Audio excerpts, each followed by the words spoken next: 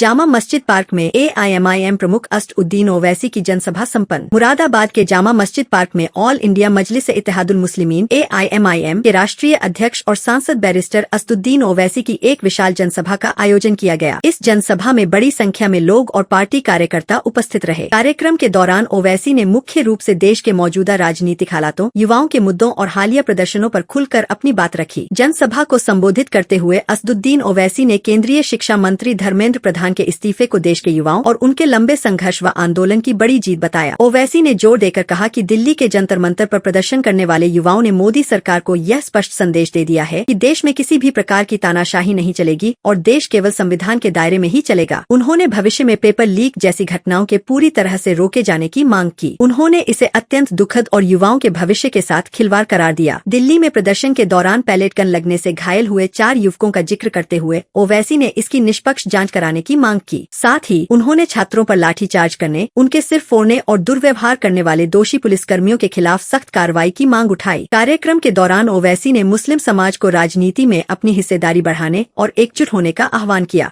उनका यह पंडित अपने राम को दिल से मानता है और क्या आप भी 5 वक्त के नमाजी बनोगे? 5 वक्त का नमाज पढ़ोगे? अगर तुम 5 वक्त का नमाज पढ़ोगे तो तुम अच्छे इंसान बन जाओगे।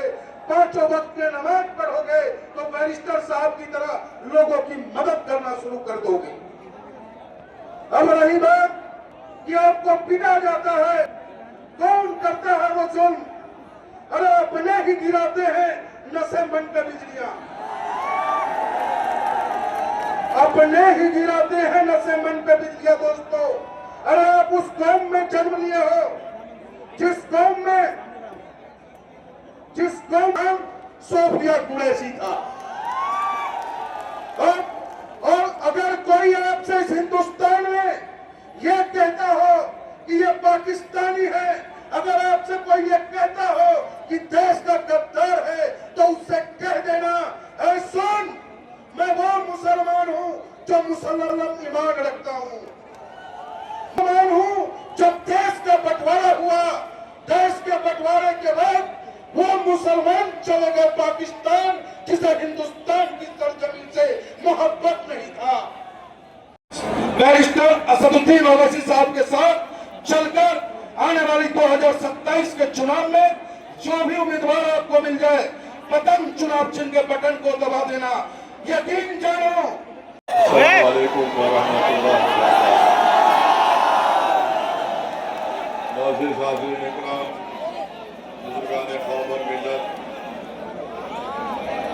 फंसे पर्दा बैठकर सुनने वाली मेरे इज़्ज़तदार माँ और बहनों, गयूर नौजवान सामान का वो माइक दे दीजिए, बीच में कोई नहीं बोलेगा। तुम ये जो बात कहते थे कि विकल्प नहीं है, विकल्प है, और ऐसा विकल्प है जो इंशाअल्लाह ताला फिरका परस्त ताकतों से पंजा आजमाई भी करेगा और उनको आने वाले चुनाव में शिकस्त भी देगा। मेरे अजीज दोस्तों और बुजुर्गों, मेरी आपसे सिर्फ एक ही अपील है कि इत्तेहाद को मजबूत रखिए। और आज दिल्ली में जो तब्दीली आई, आपने देख लिया कि एक ताकतवर को कमजोरों के आगे झुकना पड़ा। आपने देख लिया कि एक मजलूम को अल्लाह ने जालिम पर कामयाबी दे दी। दुनिया ने देख लिया कि अल्लाह ने कमजोरों को ताकतवर पर कामयाबी दे दी। इंशाअल्लाह ताला आने वाला वक्त बताएगा कि हम गालिब रहेंगे। इंशाअल्लाह ताला हम कामयाबी हासिल करेंगे और हम अपनी आवाज को उत्तर प्रदेश के विधानसभा में भिजाएंगे। मैं सलाम करता हूं उन बहादुर तालिब इल्म को और उन तुलबाओं को जिन्होंने कई हफ्तों से ऐसा मंत्र पढ़ा कि मोदी को रात के 12 बजे नहीं बुलाएंगे। तो मेरे अजीज दोस्तों और बुजुर्गों, ये होती है इत्तेहाद की ताकत। और मैं उम्मीद करता हूं कि भारत में हमारी 65% आबादी की उम्र 35 साल से कम उम्र लोगों पर मुश्तमिल है। भारत की 50% आबादी 25 साल से कम उम्र की है। हमारी भी कोशिश यही होगी कि इंशाअल्लाह ताला उत्तर प्रदेश के आने वाले विधानसभा में नौजवानों को मजलिस इत्तेहादुल मुस्लिमीन अपना उम्मीदवार बनाएगी, ताकि वो जाकर आपकी बेबाक तरीके से आपकी नुमाइंदगी करेंगे। और हमारी ये कोशिश होगी कि 2029 का जब चुनाव होगा तो कोई 80 साल का शख्स भारत का प्रधानमंत्री नहीं बनेगा, बल्कि कोई 45-40 साल का नौजवान इस मुल्क का वजीर आजम बनेगा। हमारी कोशिश यही रहेगी। मेरे अजीज दोस्तों और बुजुर्गों, मैं आज से ये गुजारिश भी करने आया हूं कि हमारे इस जलसे के बाद कई हमारे मुखालिफिन निकल कर आएंगे और आकर कहेंगे कि ओवैसी सिर्फ जज्बाती तकरीर करता है, तुमको अल्फाज के अपने समंदर में लेकर तुमको जज्बाती बना देगा, तुम उसकी बात पे यकीन नहीं करना। मैं उनसे कहना चाह रहा हूं, अगर मैं जज्बाती बात करता हूं तो मेरा एक एक लफ्ज अल्हम्दुलिल्लाह सच्चाई पर मुबन्नी है। मेरा मकसद जज्बात में लाकर और हासिल करना नहीं का। हमारा ये फैसला रहा कि भारत को अगर मजबूत करना है, भारत के संविधान को अगर और मजबूत करना है, तो भारत की सबसे बड़ी अक़लियत को एक सियासी ताकत बनना पड़ेगा। भारत का संविधान आपको इस बात की इजाजत देता है कि आप अपनी लीडरशिप को बनाएं। अगर मैं मुरादाबाद की सरजमीन में खड़े होकर आपके दरमियान में कह रहा हूं कि अगर भारत के मुसलमान अपनी लीडरशिप बनाएंगे तो संविधानकारों से मिले। और बाज लोग शिकायत किए कि असद साहब ऐसा करते हैं। याद रखो, ये मुरादाबाद की सरजमीन है। 13 अगस्त 1980 को क्या हुआ था? नौजवानों, मेरी इस बात को अपने जहन में याद रखो, अपने दिमागों में, दिलों में कलम बंद कर लो कि 13 अगस्त 1980 को मुरादाबाद की ईदगाह की ग्राउंड पर जब लोग खुशी खुशी ईद उल फितर की नमाज पढ़ने आए थे, 40,000 लोग नमाज पढ़ने आए थे, उन पर पीएसी की तरफ से गोलियां बरसा दी गई। जलियांवाला बाग में इतने लोग अंग्रेजों ने नहीं मारे, जनरल डायर ने इतने लोगों को नहीं मारा था जलियांवाला बाग में। उससे ज्यादा मुरादाबाद की ईदगाह पर मुसलमानों का खून इस जमीन पर गिरा, उनको शहीद कर दिया गया। बताओ, उसको असदुद्दीन ओवैसी कहा था? बताओ, असदुद्दीन ओवैसी पर उंगली उठाने वालों, मेरी उम्र 11 साल की थी जब 13 अगस्त 1980 को हुआ। बताओ, तुम उसका क्या जवाब दोगे जिन्होंने अपने उंगली उठाकर हम पे इल्जाम लगाते हैं? अरे तुम खुला बोल दो कि तुम समाजवादी पार्टी और कांग्रेस की चमचागिरी करने की कसम खाए हो जिंदगी भर। तो मुस्लिम नौजवानों को उनका मुस्तकबिल खराब करने की कसम खाए हो। बता दो, तुम बताओ तुमने क्या हासिल किया? अरे अखिलेश मुख्यमंत्री थे, मुजफ्फरनगर का कांड हुआ, 50,000 मुसलमान बेघर हो गए और तुम आकर असदुद्दीन ओवैसी को गाली देकर बको गाली मुझे। मैं कोई फरिश्ता नहीं हूं, मगर याद रखो, तुम्हारी झूठ और तुम्हारी गाली, तुम्हारे इल्जामात मेरे हौसलों को पस्त नहीं कर सकेगी।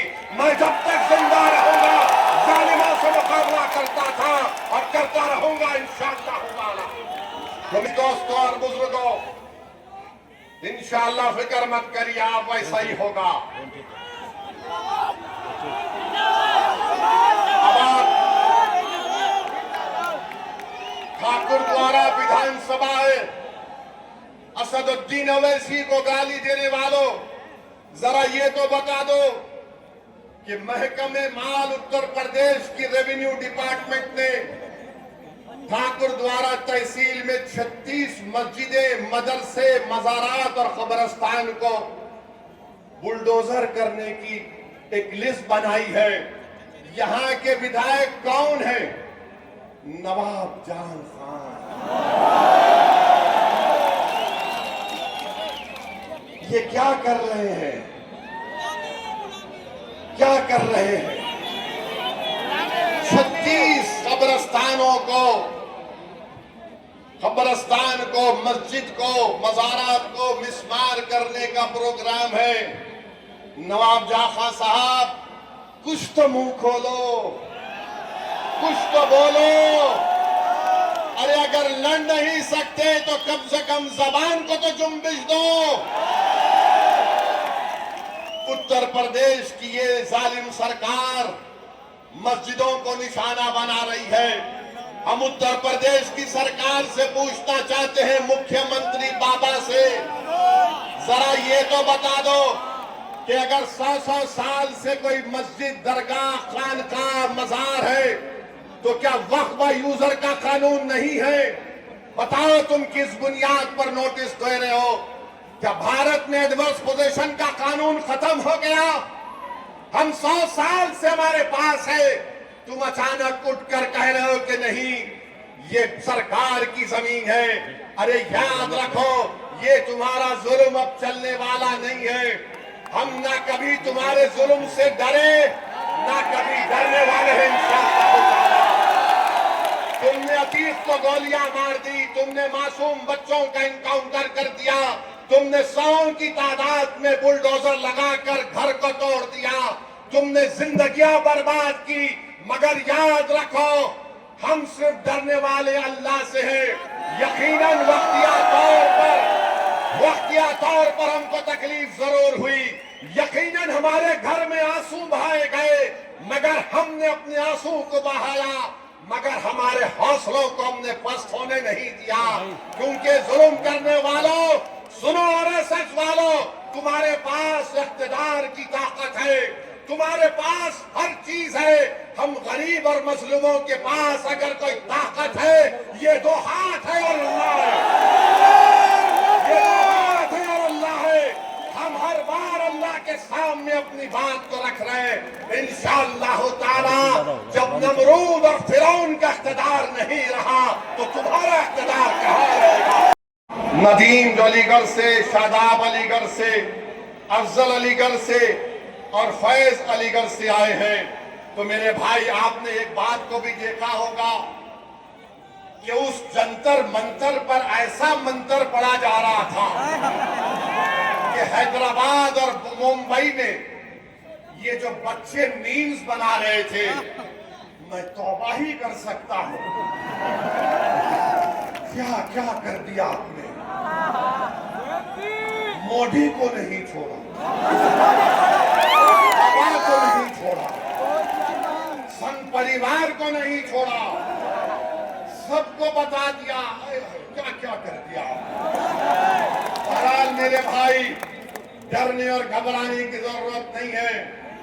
अपने इत्तेहाद को मजबूत रखिए, जिंदगियों को बचाइए, जालिम की साजिश का शिकार मत होइए। हम डर कर वोट नहीं डालेंगे, हम बेखौफ होकर उम्मीद की बुनियाद पर मजलिस को कामयाब करेंगे इंशाअल्लाह। मजबूरी के नाम पर आपने दूसरी पार्टी को वोट दिया, अब मजबूरी के नाम पर नहीं, अब बहादुरी के नाम पर वोट पड़ेगा इंशाअल्लाह। आप तमाम का बेहद शुक्रिया कि आज आप यहाँ पर आए। मैं पुलिस प्रशासन का और उनका भी तमाम का शुक्रगुजार हूँ। लाइट नहीं थी, हमको लाइट की जरूरत नहीं है। हमारे दिलों में अल्लाह ने जो रसूलुल्लाह सल्लल्लाहु अलैहि वसल्लम का उम्मती हमको बनाया, वो हमारे लिए काफी है। हमारा वजूद दुनिया के अंधेरों को खत्म करना था, हमारा वजूद दुनिया में एक रोशनी पैदा करना था, और इंशाअल्लाह ताला वो होकर रहेगा। एक मर्तबा जरा सेल फोन की लाइट खोल लीजिए। मुरादाबाद से रेहान अंसारी की रिपोर्ट।